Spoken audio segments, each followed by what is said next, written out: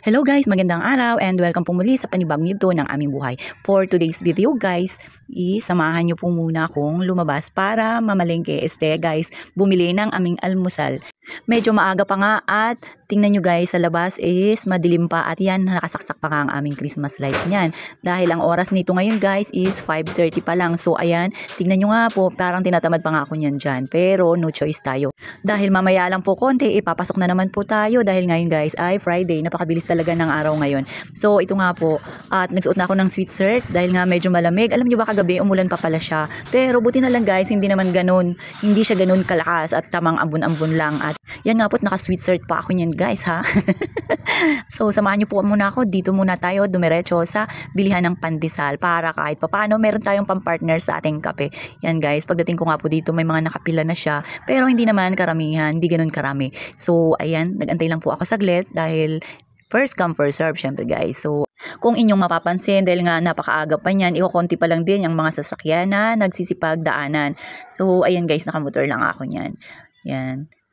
Alam nyo, marami rin po kasing bumibili dito dahil yung kaharap nito guys is pandesal din.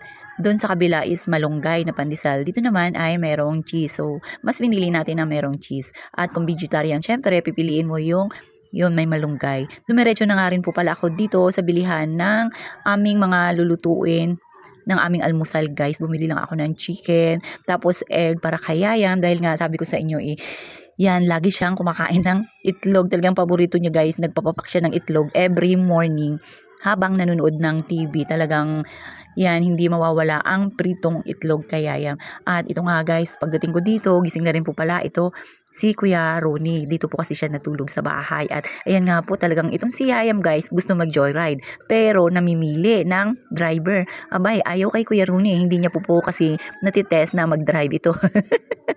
Kaya ayan guys, bumaba po yan siya. At ito nga po pala, yung aming mga kapitbahay na gumagawa dito sa construction guys. Sabi ko nga sobrang aga pa. Mga alas 7 pa lang po yan. Nag-start na sila sa kanilang trabaho. Talagang gustong matapos agad dahil nga magpapasko na, kailangan ng pangpasko sa pamilya. So ayan, totoo nga naman na dapat magsipag at yan para sa pamilya, para may kaingin. Diba guys? So be positive lang tayo palagi kahit na gaano ka hirap ng buhay natin. Talagang ganun lang, laban lang tayo, tiyaga-tiyaga lang tayo sa ating trabaho and be thankful tayo palagi kay God na kahit na ganito lang tayo, kahit papaano hindi niya tayo pinababayaan, nandyan palagi siya sa tabi natin. At ito nga po pala guys, tingnan nyo, may bisita po kami dito.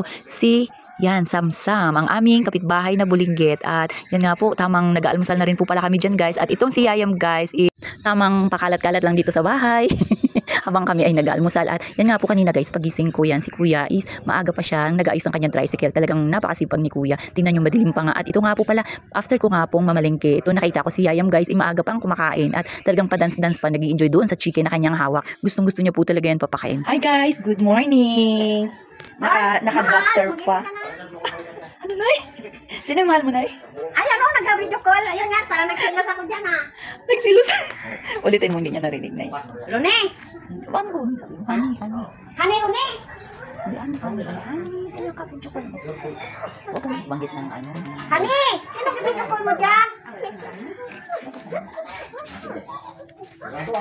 At ito na naman kami guys, ito talaga yung favorite spot ni Yayam dito sa baba. Tingnan nyo nga po, panay ang takbo-takbo, wala pang sleeper. Talagang nagmana na rin siya kay nanay guys. Yung pagkababa dito talagang hindi na nagsusuot ng sleeper. Talagang at is lang maglakad-lakad dito guys kasi nga po, yan, katatapos ko lang yung linisan kahapon, nagwalis po ako dyan.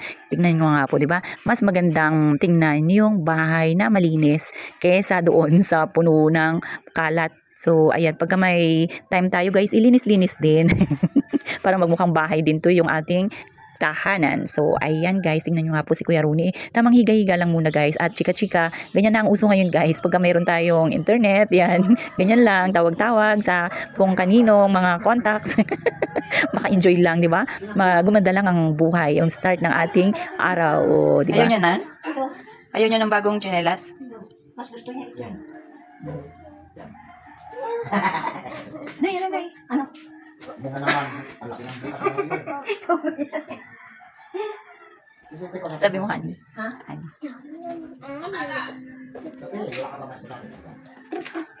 Nay, kunin mo na. Hello guys, good morning. Ilabas mo muna natin ang aking sinampay, nilabang ko kapon. Kasi na, sandahan.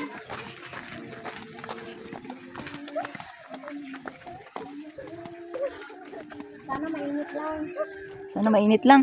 O sana uminit lang maghapon. Pero, Mainit lang maghapon. pangit din yung sobrang init pala. Oo. Nakakatuyo ng balat. Nagkakatuyo ng utak ng tao. Oo nga.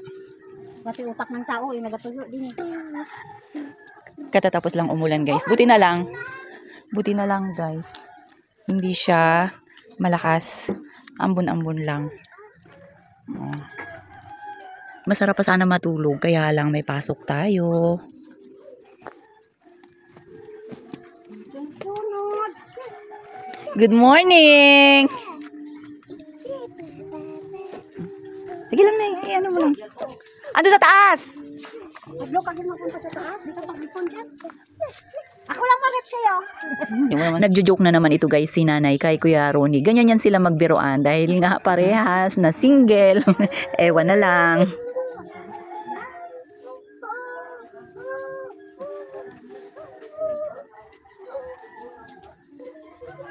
Maging positive lang tayo palagi sa araw-araw guys, kahit na sabi ko nga sobrang or mahirap ang buhay. Tingnan nyo nga po itong si nanay guys, o akala mo iwalang problema, talagang giningiti-ngiti niya lang guys ang mga problema, kasi sabi niya kung ang problema daw ay iisipin mo talagang problema, pero natatapos din yan dahil nga nandyan naman lagi si God na laging kasama natin, talagang nasusolve naman lahat ng problema ay na-overcome natin. At ito nga po pala guys, tingnan nyo si Kuya Ronnie, nakahubad pa nga yan siya dyan guys dahil kahapon ibuong maghapon na lasing na naman. Sabi ko nga po maligo na, at yan binigay ko na nga po pala sa kanya yung bagong bigay kahapon na damit. O tingnan nyo, bagay na bagay sa kanya guys, parang walang nangyaring kalasingan. So paano kita kits ulit, bye bye po.